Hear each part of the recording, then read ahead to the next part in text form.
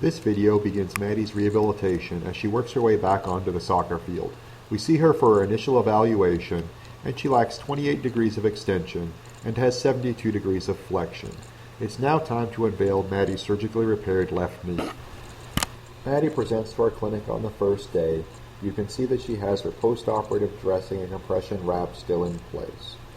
Our sports medicine doctors often send their athletes to begin therapy 3 to 4 days from surgery, which is a little different than the typical outpatient setting where doctors will send them 7 to 10 days after surgery, during which time they will have already seen the physician for their post-operative visit and this dressing is normally removed.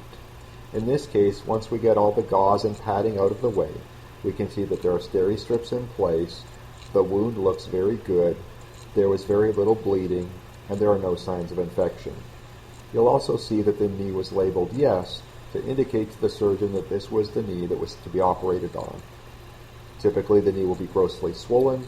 There will be discoloration both from bruising from the surgery as well as the yellow of the betadine that's been applied.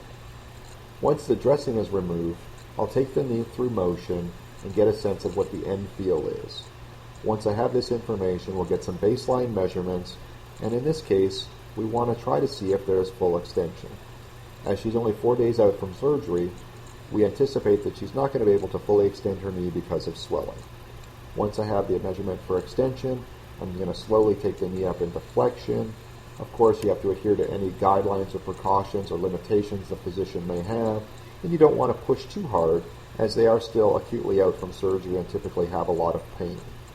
Once we get this measurement for flexion, I'll normally also do a Lockman's or anterior drawer to check the firmness of the graft and to get an end feel for this as well. The goals for week 1 are to improve quad function, maintain patellar mobility, and get knee motion from 0 to 90. To improve quad function, we'll often use muscle stim, or NMES. As you can see here, we have 2 leads, one electrode's placed on the BMO, the other's placed on the quad. The pulses are put into the muscle to cause a contraction as is seen here. Typically, I'll have the patient hold the contraction for 10 seconds, and while the pulses are on, have them push the knee down into the table. Not only does this help improve quad function, but also helps them gain their extension. To improve patellar mobility, we teach patients to do patellar glides at home.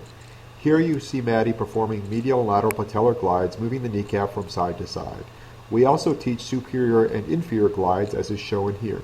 This is particularly important in Maddie's case as she had a patellar tendon graft and we don't want the donor site binding down to the underlying tissues. To improve knee motion, in the clinic we'll do both passive and active assisted range of motion. At home we get patients to do heel slides to improve flexion and quad sets to improve knee extension as is shown here. At the end of the first session, Maddie's knee motion was from 11 to 80 degrees and she was all smiles after surviving the initial session. Next week, we'll work on improving knee motion, start some basic strengthening, and progress the home program.